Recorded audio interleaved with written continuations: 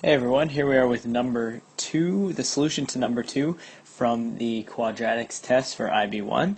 And this is a extremely important topic actually. It sort of goes along with number 1, but we're going to look at all the different transformations that we can have to any type of function. So this is the function here in green, and the question says to explain in words the transformations to the graph of f of x in order to graph this function here.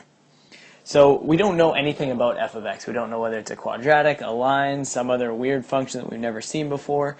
But what we do know is that we have to graph this y equals function. And you can see that there's actually an f in this function y, which means all it is no matter what that random function f of x is, we're just tweaking it using the transformations that we know, and that is going to be what the graph of y looks like. So we don't really care what the original looks like. We just care what the transformations or the tweaks to the graph are going to do. So in red here, I've drawn sort of our standard formation of all the different transformations we know that can happen to f of x. And now I'm just going to quickly highlight, because these are really important, what a, b, c, and d all do. Once again, you can see that f is in here. So we're graphing y. So we want to know what a, b, c, and d all do to f of x, which is the original graph. So a, that is your vertical stretch. Vertical stretch. And in order to actually apply that, you're going to multiply your y values, so the y values from the original f of x graph, by a.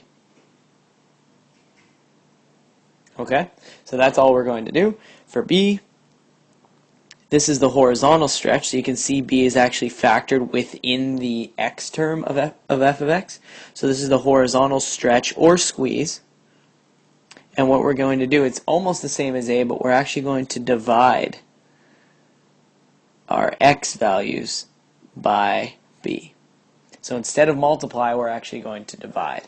That's a tricky one, and I would take an extra note of that because it's often missed. For c, this is our horizontal shift.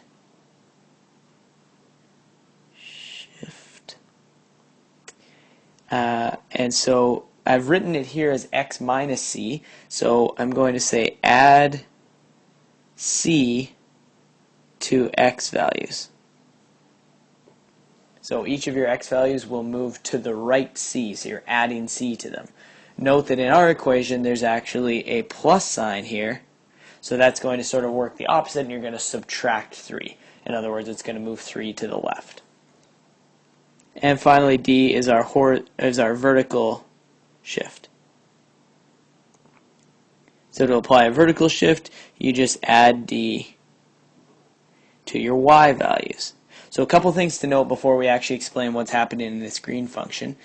A and D, so your outside letters, affect only your y values from the original, versus B and C, those affect only the x values from your originals. That's really important because sometimes you're just given a point, like in question 1 on this test, and we have to tell whether the transformations are going to affect the x coordinate or the y coordinate. Now, let's use these to say what's going to happen in words to f of x in order to graph our function there in green. So we always want to go alphabetical order. That's why I've listed these transformations as A, B, C, D. So the first step will be a vertical stretch by factor 2. Vertical stretch by factor of 2. So it's going to get twice as tall. And that's because A is 2. You can see here, I'll circle it in black. That's clearly our A value, and we know that's the vertical stretch. Second thing, we're going to go to our B. Hopefully you can see that B is the factor value here. So we have a negative sign, which means there's a -1 there. So that is going to be, it won't be a horizontal stretch or squeeze. What it will do you're going to divide all your x values by -1. So if you think about that, your negative x values will become positive, your positive x values will become negative. So this will reflect in the y-axis. So if points were on the right side of the y-axis on f of x, they're now on the left side of this y graph. And that just comes by dividing your x values by -1. It will change the sign. 3, as we said before, our c value is actually -3. So there's a +3 there, but you can see that I've written a negative here. So c would have to be negative to make it plus. So that's going to shift the graph 3 to the left. And lastly, our d value is -1, so that will shift the graph down 1. And those are the 4 steps. The trickiest part here is recognizing that there is a b value there. Right here it's -1, and that will flip it in the y-axis or reflect it. But other than that, if we keep these 4 things in mind, so not only what they actually do to the graph, but how we apply them to the different points, so whether you're multiplying to y or dividing x, you can never really go wrong with these transformations. Hopefully this is helpful. Stay tuned for the rest of the videos for this test. Thanks.